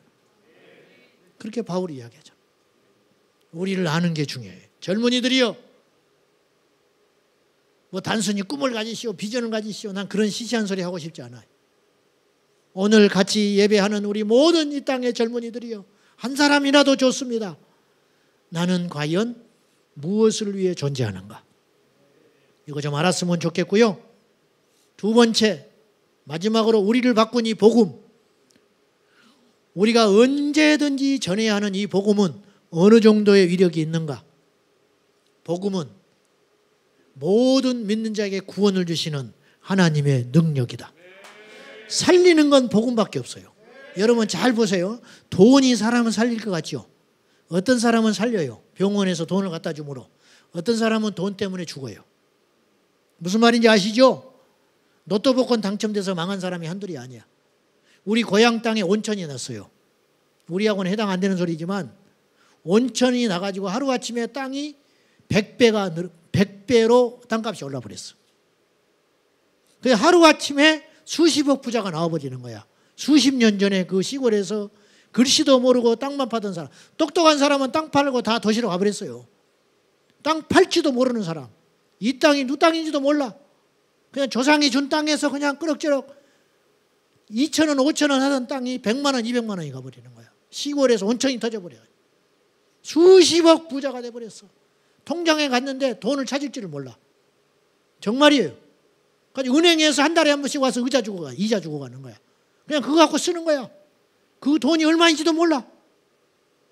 근데 어느 날 우리 어머니 친구가 그 동네 수십억 대 부자가 됐는데 어느 날 우리 집에 와서 앉아가지고 땅을 치면서 그 아주머니가 우는 그걸 나는 본 적이 있어. 잊혀지질 않아. 뭐라고 그러는지 알아요? 돈이 왼수다 그랬어. 그 어머니가 돈이 왼수다. 왜? 자기 남편이 갑자기 부자 되니까 바람나서 집 나가버렸어. 술집 돌아다니면서 차 사고 몇 년 있다가 돈 다 까먹어버렸어. 완전히 알거지 돼버렸어. 돈이 왼수다. 돈 때문에 망해버려. 이 집은. 돈 때문에 망해버렸어. 사랑이 사람을 살릴 것 같아? 짝사랑은 사람을 못 살려. 스토커 만나봐. 자기는 사랑한대. 나는 죽었는데. 그건 사랑이 아니잖아. 사랑도 더러워져. 돈도 더러워져. 어떤 것도 사람을 살리는 완벽한 것은 없어요. 오직 유일하게 후유증이 없이 남녀노소 빈부귀천 동서 고금을 막론하고 모든 사람이 들어야 할 것, 모든 죄인이 들어야 할 것, 부한 자나 천한 자나 강한 자나 약한 자나 모든 사람이 들어야 할 것, 그것이 뭐냐? 생명폭탄 복음. 복음을 전하기만 하면 돼. 그 뒷일은 주님이 하시는 거야. 뒷일까지 우리는 책임질 수가 없어요. 전하면 전해진 그 복음이 그 인생을 뒤집어 놓고 변화시킨다는 거예요. 그 복음이 우리를 바꿨잖아요. 바꾸고 있잖아요. 이 복음을 위해서 우리가 부름을 받은 거예요. 여러분, 이 확신에 서야 돼요. 우리는 약하나 그리스도의 복음은 강하다. 우리는 한계가 있지만 복음에는 한계가 없다. 누구든지 이 복음을 만나면, 누구든지 이 피 묻은 복음을 만나면, 누구든지 이 영생의 복음을 만나면, 누구든지 예수 복음을 만나면 주님 안에서 그때부터 그 인생은 비록 가난하고 힘들고 어쩌면 이 복음을 만나서 더 가난해질 수도 있어. 어쩌면 이 복음을 만나서 더 힘들어질 수 있어. 그러나 그건 중요한 게 아니에요. 중요한 건 이것이에요. 복음을 통하여 예수 그리스도가 우리에게 찾아오신다는 게 중요한 거야. 예수의 사로잡힌 인생. 저는요, 감히 말하건대 나는 배수진을 치고 목회합니다. 아까도 말했다시피 나는 아무것도 없는 사람이에요. 그래서 겁이 안 나. 나는 한 번도 내가 하나님 앞에서 지금 양심껏 이야기하지만 이 땅의 모든 목사님들은 그러겠지만 나는 우리 성도들 중에 부하다고 높다고 가졌다고 똑똑하다고 직업이 좋다고 한 번도 더 그 사람에게 마음을 줘본 적이 없어. 한 번도. 한 번도. 그 사람이 부하기 때문에 가졌기 때문에 세상에 직업이 번듯하기 때문에 그 이유로 한 번도 전화를 더 해본 적이 없어. 나는 아무것도 나는 그런 기준으로 사람을 본 적이 없어. 한 번. 내가 제일 싫어하는 말이 있어요. 신방을 가면 단칸방에 사는 분들이 계셔. 치울 수도 없어, 집을. 앉을 자리도 마땅치 않아. 반지야. 요새는 이제 그런 일이 많이 없어졌지만 그럼 그분들이 이렇게 이야기해요. 제가 사는 것이 이래요. 뭐 시키지도 않았는데 그 소리를 한다. 꼭 그런 집에 가면 내가 성질이 확 나요. 사는 것이 이래요. 무슨 말인지 알아 내가.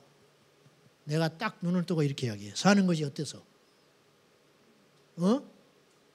예수 그리스도가 그밖에 안 돼? 부끄러워? 이것이 그리스도보다 더 커? 사는 것이 이래서요. 사는 것이 어때서?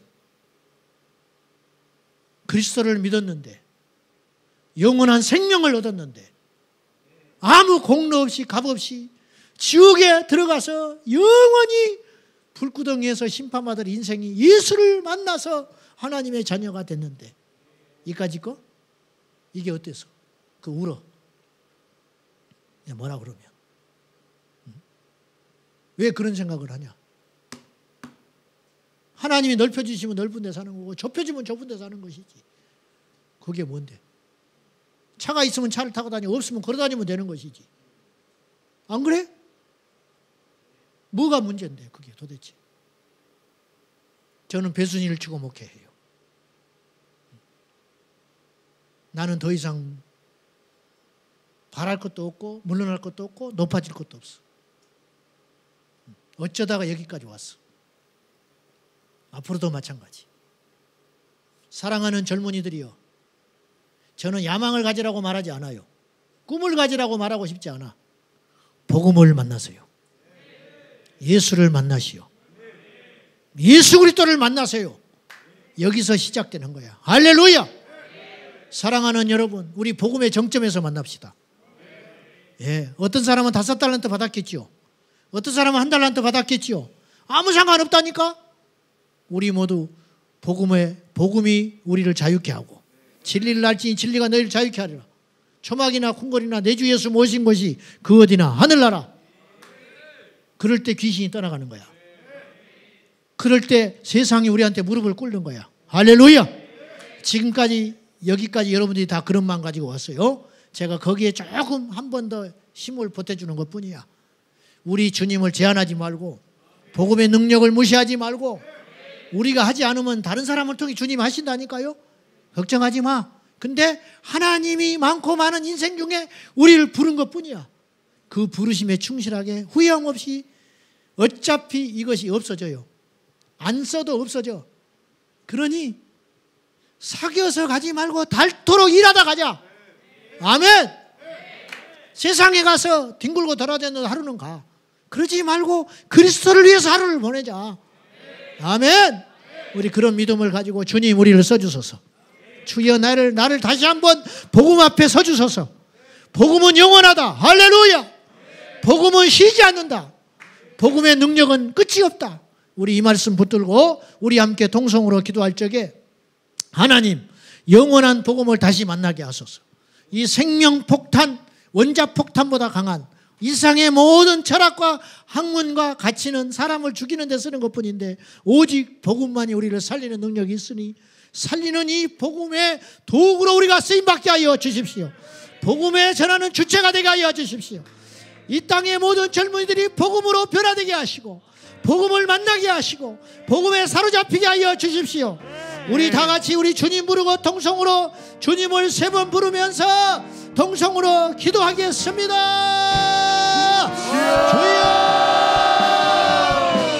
주여 주여